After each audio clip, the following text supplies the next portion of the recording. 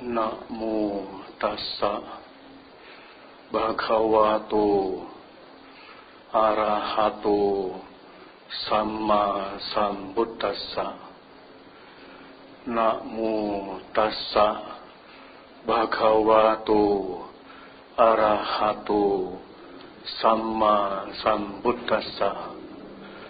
Namo tassa bhagavato arahato samma sambuddhassa. Wajib pakopang kareya wacaya sambuddho sia. Wajib tu caritang hitwa wacaya susang cari di. Hendaklah orang menjaga rancangan ucapan. Hendaklah ia mengendalikan ucapannya setelah menghentikan perbuatan-perbuatan jahat melalui ucapan. Hendaklah ia melakukan perbuatan-perbuatan baik melalui ucapan.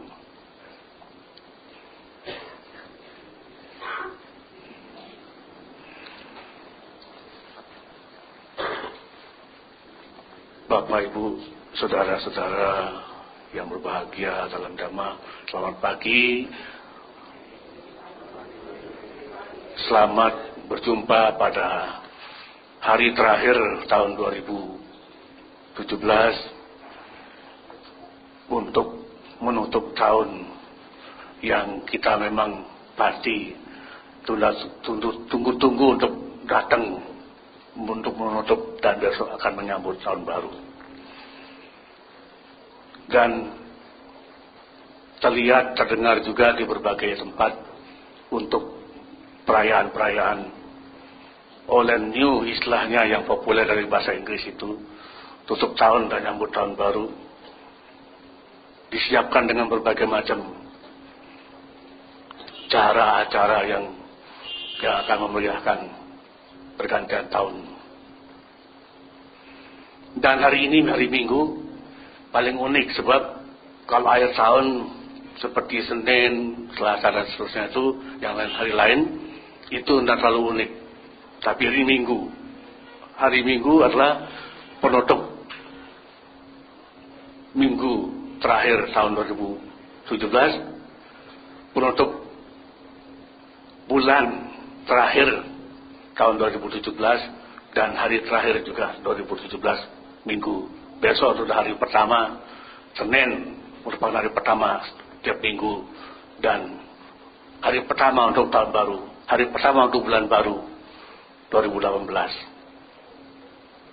Semuanya dari unik ini pergantian tahun untuk kali ini. Dan orang-orang yang biasanya bisa menghubungkan, mengkaitkan hal-hal seperti itu yang dianggap unik begitu, biasanya ada yang mengarah ke hal-hal yang sedikit klinik atau apa begitu, yang spiritual sifatnya, yang bagaimana gitu, kadang ada yang seperti itu. Tapi kalau kita umat Buddha biasa saja, hari apapun ya sama. Nah, tetapi Bapak-Ibu sekalian, untuk melepas tahun ini kemudian menyambut tahun baru untuk besok, meskipun tiap hari perlu kita lakukan itu, tapi ini sangat penting karena jangka waktunya cukup panjang, sekali setahun. Untuk menutup tahun, ganti tahun ke tahun baru, sangat penting untuk kita semua ya mengingat, ya memikirkan kembali selama 1 tahun penuh 2017 ini. Kalau ternyata kita pernah punya kebiasaan-kebiasaan buruk, atau dalam hal apa saja yang buruk, yang tidak baik, yang kurang baik, sebenarnya di hari ini sangat tepat untuk kita renungkan, supaya besok pagi jangan kita teruskan itu. Kita lepaskan hari ini, buang hari ini, tinggalkan, kikis tuntas, hapus tuntas. Sebisa mungkin, sedapat mungkin kita hilangkan Dan besok sebaiknya kita tidak melakukan itu lagi. Apapun yang buruk itu, kebiasaan buruk dan apapun itu, perlu kita lakukan perenungan. Nah, Bapak-Ibu sekalian, sebaliknya, bisa saja kita sudah pernah selama tahun 2017 banyak melakukan hal-hal baik, punya kebiasaan-kebiasaan baik juga. Nah, tentu ini juga sangat baik untuk kita ingat, renungkan, mengenang hal-hal baik selama 2017 itu kita pernah berbuat, kita lakukan. Dan alangkah baiknya kita siapkan supaya besok kita juga mulai melanjutkan, meneruskan, mengulang lagi, memperbanyak, berbuat sebanyak mungkin kebiasaan baik yang selama ini pernah kita lakukan. Ini sering saya katakan kalau di pergantian tahun, sama dengan kalau orang berulang tahun juga, perayaan ulang tahun, saya sering tekankan hal yang sama. Meskipun dalam teks tidak saya sebut persis begitu, Bapak Ibu sekalian sudah hafal dengan saya tidak pernah ngulang teks. Saya bicara apa adanya isi dari teks itu, tapi bukan mengulang. Saya memang punya tipe begitu, saya sengaja begitu, tidak mau yang ngulang-ngulang teks itu supaya saya juga berpikir, mengolah kata-kata saya sendiri saat menyampaikan penjelasan seperti ini. Nah, Bapak-Ibu sekalian, dalam menyampaikan ucapan, kalau di tahun baru begini, menyambut tahun baru, biasanya memang pasti kita merasa gembira ria. Di dua sisi, itu dua sisi, di teksnya saya sebut dua sisinya itu. Satu sisinya sebagai yang pertama mengucapkan, sisi lain yang menerima ucapan dan mungkin menyambut atau menyaut atau membalas, merespon. Dua sisi itu jangan kita ambil posisi salah satu saja, dalam arti maksud saya jangan hanya satu saja kita umpamakan berada di salah satu, tapi giliran pernah di sisi satu pertama sebagai pembicara pertama menyampaikan ucapan tertentu pada orang lain, entah bagaimana respon orang lain, lalu kalau kita sebagai pihak kedua yang mendengar ucapan, itu sisi kedua. Kadang-kadang kan kita nggak nyangka teman kita, saudara kita, keluarga kita bicara apa, tahu-tahu respon kita lebih seru, lebih ganas, lebih serem, lebih kejam dan sebagainya. Ini yang perlu saya tekankan berulang kali supaya jangan kita mengulangi itu. Kalau pernah berbuat demikian, meskipun hanya berucap, tapi itu justru pepatah mengatakan mauludmu harimaumu, itu betul. Berbahaya. Berbahaya. Kalau kita sudah hati-hati, ternyata orang menangkap beda, menangkap lain. Maksud kita benar, tapi orang lain menangkap beda. Apalagi kita mengucap salah. Berucap benar saja dan ditanggapi salah, apalagi berucap salah. Sebagai pihak pertama, kalau kita berucap, mengucapkan apapun, menguraikan apapun, menjelaskan apapun, menyampaikan apapun dalam bentuk ucapan, ya memang kita perlu persiapkan. Kalau spontan dalam arti seketika tiba-tiba, bagaimana Bante? Itu dasarnya pengalaman biasanya. Kalau pernah atau sering, spontan itu sudah siap juga karena sudah terbiasa. Tapi kalau spontan benar-benar dan belum pernah sebelumnya, itu sulit. Itu yang biasanya memunculkan perkara, direspon buruk, salah oleh pihak lain yang dengar. Tidak usah jauh-jauh, seperti saya berikan contoh berbeda, saya berikan yang lain. Misalnya kalau kita berucap, tadi apa itu? Kan jika tadi apa itu? Kita ngomong sama siapa? Tangkap yang lain. Ngomong apa kamu? Wah, lebih serem, lebih ganas tanggapannya. Padahal simpel katanya. Tadi apa itu? Direspon lebih ganas, lebih seru. Kenapa? Itu yang saya maksud di teks itu saya sebut ada berapa macam itu. Disebutkan banyak sekali saya sebutkan itu. Noda-noda batin yang menyertai pikiran dan ucapan setiap orang itu ada dalam batinnya, sudah ada, dalam pikiran sudah ada. Kesamakan, keserakahan, kebencian, kehati-hatian, dendam, kemarahan, kesombongan, macam-macam. Sudah ada tersimpan di pikiran, di hatinya yang bersangkutan. Maka begitu dia dengar apapun dari orang lain, responnya menjadi buruk itu karena memang ada mengandung buruk di pikirannya itu. Sudah ada. Itu benar terjadi. Maka siapa di antara kita kalau pernah mengalami, jangan heran sampai jadi bentrok, jadi ribut, jadi bertengkar. Ya terjadi karena itu yang dimaksud. Sulit sekali kalau belum masa pengalaman. Perlu kita gali pengalaman kita sendiri, melakukan perenungan. Pernah salah kemarin tuh minggu lalu, renungkan sekarang. Kemarin ini minggu lalu saya berucap salah. Waduh, rasanya enggak enak. Pasti orang lain yang dengar enggak senang. Kenapa ya saya berucap begitu waktu itu? Kenapa kok saya seperti itu waktu itu? Lakukan perenungan.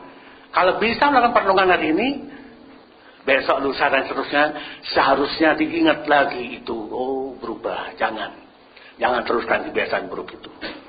Meskipun baru satu kali sekalipun, jangan diulang lagi. Kalau kita lakukan perenungan, pasti bisa. Pasti bisa kita lakukan. Kecuali tidak bisa merenung, ya memang itu yang sulit. Sulit karena kita tidak bisa melakukan perenungan. Terulang lagi yang buruk, yang salah, yang kebiasaan buruk itu terulang lagi. Memang itu sejati. Sebagai pihak pertama berucap, kita belum memikirkan pihak lain yang mendengarkan ucapan kita itu lebih-lebih. Iya, itu menyebabkan kita seenaknya berucap, semaunya berkata, merasa benar lagi. Yang repot itu kita merasa benar. Kita merasa benar, kita berucap benar, kita berkata benar kok. Kenapa bisa nggak lain? Nah, itu masalahnya itu. Kita kok merasa benar. Padahal kita belum merenungkan. Padahal itu salah. Nah, oleh sebab itu pentingnya siapa sebelah kita, samping kita. Ya, saya sering sebut kalian amita, sahabat itu penting, harus tahu. Oh, kamu tadi ngomong apa tuh, kamu itu salah, kamu salah kata itu. Masa sih? Nah, jadi gitu kan, dialog. Oh iya, tolong ingatkan saya, masa saya begitu sih? Iya, kamu tadi ngomong salah itu. Oh iya. Kalau tidak ada orang lain, pasti kita selalu merasa benar, padahal belum tentu benar. Itu banyak terjadi. Nah, sebab itu kita perlu untuk melakukan perenungan sehingga kita sebaiknya introspeksi diri, apa yang kita ucapkan tadi dan terlewat itu. Baik tidak? Benar tidak? Menyenangkan tidak? Atau malah menyakiti? Bikin senang? Atau di teks tersebut nyelekit? Bahasa apa yang nyelekit itu? Bahasa Indonesia bukan ya? Nyelekit, ngomongnya tuh nyakiti, nusuk. Nah, itu yang bikin perkara itu, yang bikin masalah itu. Nggak sadar kita nusuk orang dengan ucapan kita sendiri. Ini sebagai pembicara pertama yang mengucapkan kata-kata pertama. Lalu kita terus mencoba renungkan. Saya mengucapkan itu, orang lain dengar gimana? Orang lain di sekitar saya mendengar kata-kata saya bagaimana? Itu perlu kita lakukan juga. Namanya perenungan. Bagaimana orang lain mendengarkan kata-kata saya? Kalau orang lain dengar kata-kata saya ini, senang tidak? Sakit hati tidak? Jengkel tidak? Marah tidak? Ini hanya ucapan Bapak-Ibu sekalian, tapi itu tadi sudah saya katakan, harimaumu, berbuah harimaumu. Coba kalau kembali ke tahun baru, selamat umur panjang, semoga bahagia, semoga lancar jodoh, semoga murah rezekinya, semoga jadi kaya raya, semoga macam-macam. Wah, senang. Tapi begitu yang sedikit nyelekit kata-katanya tuh, langsung mendongkol, jengkel, marah, nggak senang. Kenapa? Iya, memang tidak baik, tidak menyenangkan. Jadi ini penting untuk kita semua. Bagaimanapun juga, hal yang sangat penting seperti ini, kita tidak boleh sepelekan. Jangan dianggap sepele. Orang benar, kita tegur, kita salahkan. Tuding salah. Waduh, gimana nih? Itu juga kebiasaan buruk, kebiasaan salah. Tapi kita punya kebiasaan itu tidak sadar. Nuding orang lain, dianggap salah, padahal dia benar. Orang lain yang kita tuding salah itu benar, tapi kita nuding dia salah. Kamu salah, kamu apa dan sebagainya. Loh, ini sadarkah kita kenapa kita seperti itu? Ini Bapak-Bapak sekalian yang penting kita perlu sadari. Kita tidak sadar itu. Padahal orang lain benar, kita belum tahu dia salah sebenarnya, kita nuding, nuduh. Jangan seperti itu. Kalau sudah punya kebiasaan begitu, bahaya. Alangkah baiknya kita harus introspeksi diri, renungkan. Kenapa kok saya suka nuding orang, nuduh orang lain, padahal nuduh juga salah? Kok saya berani nuduh? Kenapa ya? Namanya merenung ya, pasti pertanyaan begitu muncul. Nanti pertanyaan itu terjawab juga dalam pikiran sendiri. Oh iya, saya tidak tahu ya kalau dia salah apa enggak, pasti saya tuding dia salah. Loh, kalau tidak tahu kenapa melakukan tudingan? Kenapa nuding? Oh iya, salah ya. Iya. Oh, jangan teruskan. Ini sebagai pihak yang pertama, kalau kita sebagai orang yang pertama bicara, apakah kita ngomongan itu terkesan simpel tapi nyelekit, nyakiti, atau nusuk hati? Alangkah baiknya kita berulang-ulang kali renungkan, jangan diteruskan kebiasaan itu. Siapapun, tidak peduli siapapun, kedudukan jabatan siapapun, semua kita perlu lakukan itu. Nah, lalu sebagai pihak yang kedua, kalau tadi itu bicara pertama kita pada siapa yang dengar di sekitar kita, bagaimana kita bicara pertama, lalu bagaimana orang merespon di sekitar kita, itu dua hal. Diri kita sebagai pembicara pertama, dan pihak kedua yang mendengar. Lingkungan kita, sekitar kita, bagaimana orang yang dengar. Itu pertama. Nah, yang kedua, kita sebagai pihak kedua, sebagai pihak yang mendengar. Kalau kita dengar orang lain bicara, kalau kita dengar orang lain berkata sesuatu, bagaimana sikap kita, bagaimana respon kita, bagaimana kita menanggapi, itu juga tidak kalah penting. Kita perlu mencoba untuk mencermati diri kita. Kadang-kadang kita tidak sadar, respon kita lebih ganas, respon kita, tanggapan kita lebih galak, lebih kejam, lebih serem, tapi tidak sadar kita tidak sadar.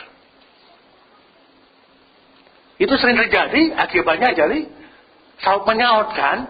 Pihak pertama kedua tuh saut menyaut, jadi tidak selesai, tidak habis, tidak akan tuntas. Kapan tuntasnya? Sulit, karena tidak ada yang ngerem, mengendalikan, menghentikan dirinya. Tidak ada yang mau berhenti. Baik bagi pihak pertama maupun sebagai pihak kedua. Tidak ada yang mau berhenti, tidak ada yang mau mengendalikan diri, tidak ada yang mau diam. Semuanya saling saut menyaut. Tidak selesai. Tidak akan pernah habis. Tidak ada habisnya. Nah, oleh sebab itu pernah, mungkin sering di lapangan jadi sehari-hari kita dengar itu. Kalau orang lain sedang marah, saya sering juga selama kalau suami istri sering katakan, kalau suami marah, baiknya istri itu diem. Kalau suami marah kita nyaut, kapan akan berhenti? Orang marah itu sedang panas, sedang tegang, ya kita harusnya lembut, lemah, lemas, jangan sampai ikut keras, tegang. Itu sering saya katakan itu. Itu sering terjadi.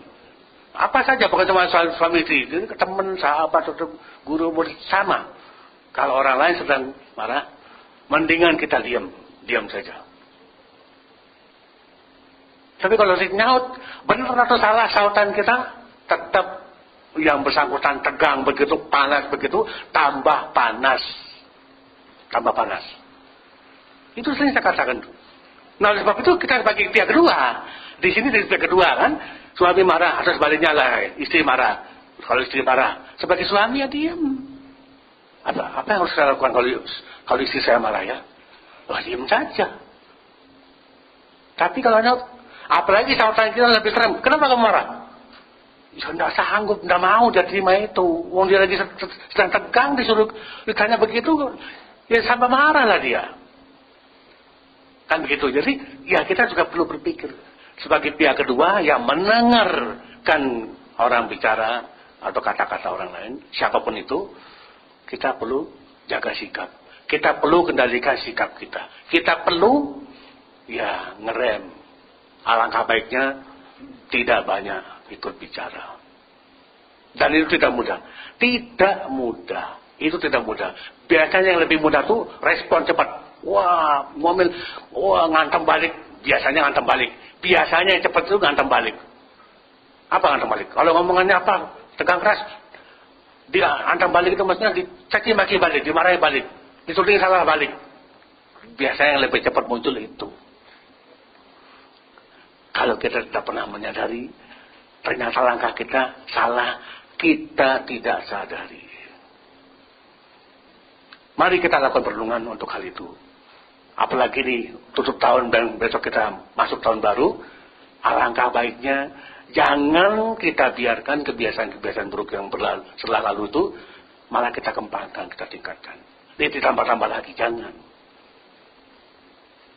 Sebaliknya, alangkah baiknya tentu kalau kita sudah punya kebiasaan-kebiasaan baik yang lalu, ya besok lusa dan seterusnya, mari kita teruskan, kita kembangkan, kita tambah lagi, kita ulang-ulang lagi sebanyak mungkin. Seperti itu. Nah, jadi ucapan itu memang saut menyaut begitu. Kalau orang yang saut menyaut seperti pantun itu ya, ada bapak bilang yang suka pantun, main pantun. Kalau nonton lihat orang berpantun saut menyaut, wah indah sekali suaranya, menyenangkan sekali, gembira mendengarnya. Waduh, saut-sautan pantun. Sumatera biasanya itu, Sumatera Utara, itu rata Sumatera banyak orang berpantun. Wah luar biasa, indah suaranya berpantun. Nah, tapi kalau orang berkelahi, saut menyaut, beda. Saling caci maki, saling tuding, saling salahkan. Wah, macam-macam. Nah, tentu sekedar ucapan itu saja kita perlu berhati-hati. Kita perlu jaga, kita perlu waspada, kita perlu kendalikan diri. Kita perlu bagaimana caranya mengolah, mengatur, mengelola. Nah, Bapak berjalan, jadi bagaimana kita bisa menjadi orang baik di sekitar kita di masyarakat luas? Dua poin sudah saya jelaskan tadi, itu pihak pertama dan pihak kedua. Nah, belum saya sebut tentang di poin teks saya sebut noda batin yang menyertai pikiran maupun ucapan. Sudah saya singgung tadi, tapi bagaimana menjelaskan itu? Contoh, kalau kita punya keiri hatian, kita iri hati, gampang iri hati. Kita gampang iri hati. Diri kita orang yang gampang iri hati. Satu itu saja. Sekian banyak saya ambil satu. Gampang iri hati. Kalau kita punya keiri hatian dalam pikiran kita, kita bawa kemana-mana. Jangankan sesuatu yang sangat kita sukai, lalu membuat kita terkesampingkan, dikecewakan, lalu iri hatinya kita bergolak. Jangankan itu, simpel kecil sekalipun, karena sudah punya bibit iri hati, sulit untuk bisa tidak muncul sesuatu sikap buruk kita. Karena memang ada dalam hati, dalam pikiran kita. Kalau itu ada, itu membuat kita sulit. Kita mau bicara benar, sulit. Karena ada noda batin itu tersimpan di pikiran kita. Itu baru saya nyebut satu. Apalagi banyak. Iri hati, benci, dendam, marah, emosi, ya, serakah, sombong. Waduh, banyak sekali itu muncul di pikiran. Kalau ada semua itu gimana? Itu yang menyebabkan kita, orang lain menilai salah pun kita tidak tahu, tidak sadar. Padahal memang benar salah. Kita tidak sadar juga. Apa lebih bela? Kamu yang salah, aku yang benar. Itu terjadi begitu. Itu yang saya maksud noda batin itu. Kalau kita sering renungkan, kalau memang itu ada, kenapa kita tidak lakukan semacam ya merenungkan supaya bisa dikikis Dengan cara merenung bisa terkikis. Kalau kita lakukan sungguh-sungguh, renungkan. Tadi sudah saya kasih contoh, kalau kali ini iri hati. Iri hati. Misalnya, katakanlah ya, maaf ya kalau saya sebut satu bisnis misalnya, toko tetanggaan ini, bisnis toko tetanggaan sebelahan, yang sebelah maju kita nggak maju, iri hati. Misalnya ini, maaf saya gunakan contoh itu ya. Kalau seperti contohnya, wah mendongkol ini apa? Itu bisnisku nggak bisa maju. Kenapa dia maju begitu? Kenapa? Wah mendongkol. Begitu ada omongan apa dari pihak sebelah tetangga itu, respon kita apa? Wah lain, langsung tak karuan-karuan, tidak terkendali, aneh-aneh dari sikapnya pasti, karena ada bibit keirian itu ada terpendam dalam batin, dalam pikiran kita. Kalau itu ada, lalu kita renungkan, mencoba merenungkan berkali-kali, apalagi kita belajar, minta bimbingan siapa yang bisa membimbing kita, tentu akan menjadi lebih baik. Tidak mungkin kita biarkan keirian itu berkembang, bertambah. Ini penting untuk kita semua.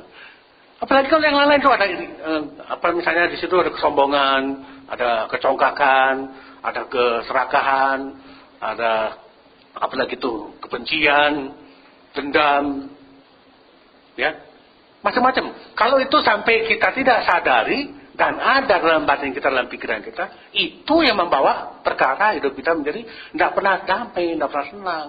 Dengan siapapun kita berasosiasi, cenderung sifat kita, ucapan kita itu nyelekit itu tadi saya gunakan, nyelekit itu nusuk hati, menjengkelkan, tidak menyenangkan. Karena bibit keirian itu yang membawa, yang terbawa dalam ucapan kita. Tidak menyenangkan biasanya ucapan kita kalau ada bibit itu menyertai ucapan kita. Dan andai kata kita semua pernah mengalami mencoba untuk menemukan diri kita demikian, pernah seperti itu, saya yakin kalau Bapak Ibu sekalian lakukan perenungan terus-terusan, gunakan waktu yang cukup, bisa menghilangkan, mengikis itu. Saya sering katakan dengan cara merenung begitu, apalagi kalau bisa meditasi, bisa berbuat baik, bersana dan sebagainya. Jadi berasosiasi baik dengan tetangga tadi, kalau contohnya toko sebelah itu, ya ngomong baik-baik, meskipun ada semacam pikiran buruk ini, tapi jaga, kendalikan ada, tapi kendalikan pelan-pelan, nanti bisa berubah. Tapi kalau kita diam, sama sekali nggak mau berasosiasi, nggak mau bergaul dengan beliau, dengan mereka tetangga, pasti itu akan tunggu waktu meledak, nunggu bom meledak ketika suatu saat nanti akan meledak, bisa meledak, tunggu waktu. Kalau kita diamkan, kalau kita tidak pernah mengungkapkan bagaimana kita bisa dengan tetangga sebelah itu baik. Itu menyebabkan dari orang per orang itu menjadi tadinya baik, kok tiba-tiba jadi ini ya, saling ngancem, apa itu ya, menghabiskan, lalu saling membunuh dan sebagainya. Ya itu karena dipendam, disimpan, dirahasiakan, tidak pernah diungkapkan, tidak pernah disadari. Gitu. Nah, bagaimana caranya untuk dapat mungkin bisa mengikis semua kekotoran batin itu, noda-noda batin itu? Ya, ini tuntutan dari semua pihak. Tentu dalam dhamma kita diajarkan untuk belajar dhamma ini sendiri. Belajar dhamma ini sudah termasuk bagian dari kita bisa mencoba untuk sedikit demi sedikit mengikis itu. Sebab apa? Begitu kita dengar uraian dhamma begini, entah nyata seperti apa, kapan hari kita mengalami, lalu dengar uraian sekarang ini, kita menjadi bisa mengerti, oh kalau begitu benar, saya bisa menghadapi masalah kalau saya biarkan. Yang lalu itu juga pernah saya mengalami seperti itu. Saya harus melakukan sesuatu untuk memperbaiki, mengubah, menyadari mengikis, menghilangkan. Bagaimana caranya? Itu nanti muncul inspirasi kalau kita pernah dengar uraian begini. Tapi kalau sama sekali tidak pernah dengar uraian, di depan saya katakan, selalu kita berpikir dan merasa sendiri benar. Merasa benar sendiri terus. Karena tidak pernah mendengarkan pandangan orang lain. Dampaknya ke sana. Kalau kita diam sendiri, tidak pernah mendengar orang lain menjelaskan dhamma, kita berpikir merasa sendiri paling benar. Dan tidak mau dengar yang lain. Akibatnya kita menjadi sok benar terus. Tak padahal salah. Nah ini. Oleh sebab itu sesibuk apapun, sering saya katakan juga, silakan sibuk berhari-hari. Tapi jangan lupa kemari untuk belajar dhamma. Dengar uraian dhamma.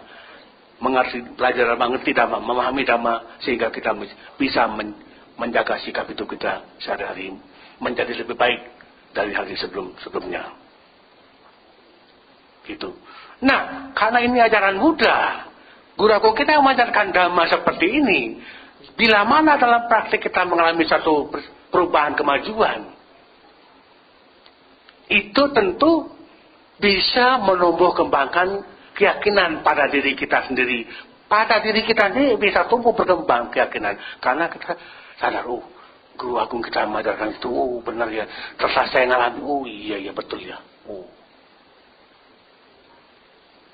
Seperti ada orang lain yang belum kenal dhamma sebelumnya. Dia bukan Buddhis, tapi begitu kenal dhamma, wah, tergugah. Betul-betul tergugah. Muncul inisiatif untuk belajar dhamma. Padahal dia bukan Buddhis. Ada yang alami gitu. Ya, iya, karena apa? Karena apa yang dialami sehari-hari, apa yang selama ini dipelajari, loh, dhamma mengatakan begini, loh kok beda ya? Tergugah untuk belajar. Sangat terdorong untuk bisa mencari tahu lebih banyak lagi. Lebih banyak lagi. Kenapa? Karena ada sesuatu yang lain, ada sesuatu yang berbeda, yang sangat masuk akal, yang sangat bisa dimengerti, mudah dimengerti. Gitu. Nah, jika kita memiliki keyakinan karena kita mencoba menelaah diri kita sendiri, tadi ada kotoran batin, kemudian kita sadari, lalu kita kikis, ya. Menemukan kita kikis, keyakinan kita semakin kuat, kokoh, berkembang. Akibatnya kita juga menjadi merasa damai, merasa bahagia, merasa gembira ria.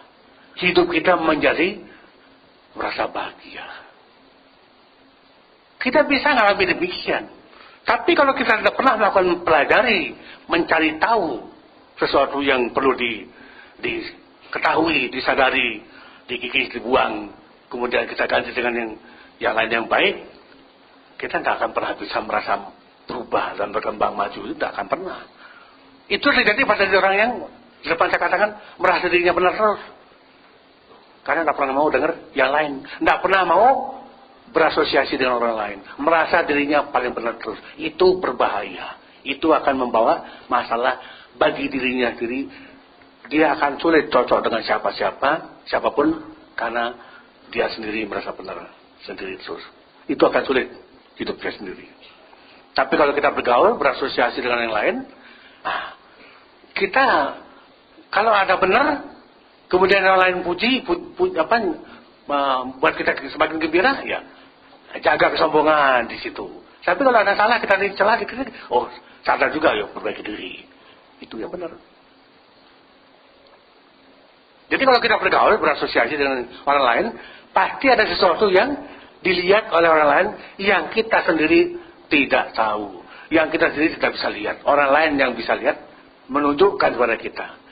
Ada Dhamma Pada yang mengatakan tentang hal itu. Jadi orang yang menunjukkan harta karun, itu orang bijaksana menunjukkan harta karun, itu menunjukkan kesalahan itu seperti menunjukkan harta karun. Jadi siapa yang punya? Ya pemiliknya. Siapa yang berbuat jahat? Misalnya kalau perbuatan jahat, itu salah. Itu seperti menunjukkan harta karun. Ada Dhamma Pada yang menjelaskan itu. Jadi kalau kamu salah, itu seperti menunjukkan harta karun. Ini harta karunmu, harus akui, dimiliki. Dan harus sikap bagaimana? Harus berbuat apa terhadap kekayaan harta karun itu. Kalau itu buruk, ya kan dibuang, itu miliknya sendiri, buang, gitu. Tapi kalau baik, dikembangkan, ditingkatkan, diperbanyak lagi, oh ya, jadi bagus, jadi baik, membahagiakan, menyenangkan, itu, ya, ya. Jadi memang kita umat Buddha pada umumnya memang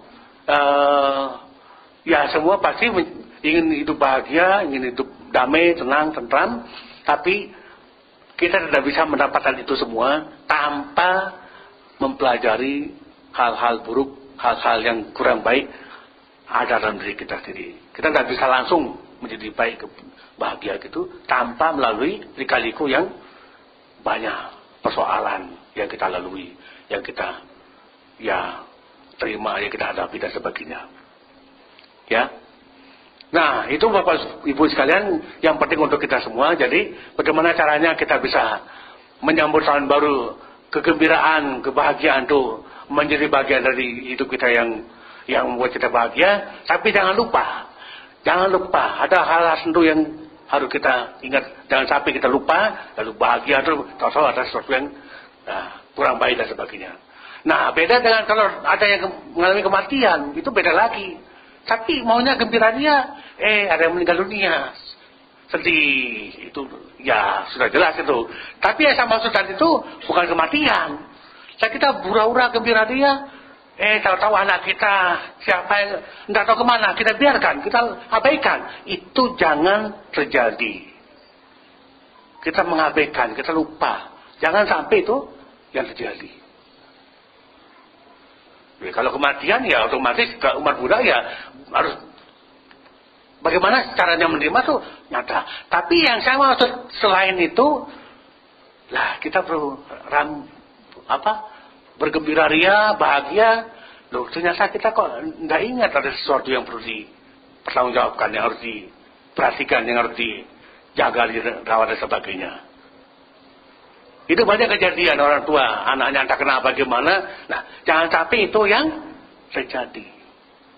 Ya, harap para bapak ibu sekalian semuanya siapkan sehingga tidak ada yang menjadi masalah yang membuat kita menjadi harusnya bahagia, senang gembira, tapi muncul hal-hal yang tidak menyenangkan tanpa diduga, tanpa disadari. Ternyata kelalaian kita membuat itu terjadi. Jangan sampai itu yang terjadi. Ya.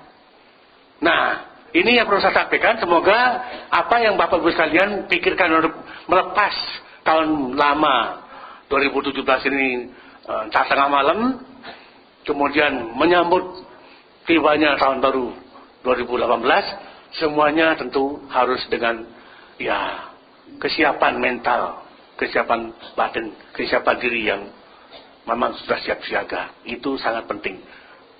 Kesehatan kita secara fisik maupun mental itu sangat diharapkan ya disiapkan juga dengan sebaik mungkin, sehingga apapun yang terjadi kita sudah siap menerima.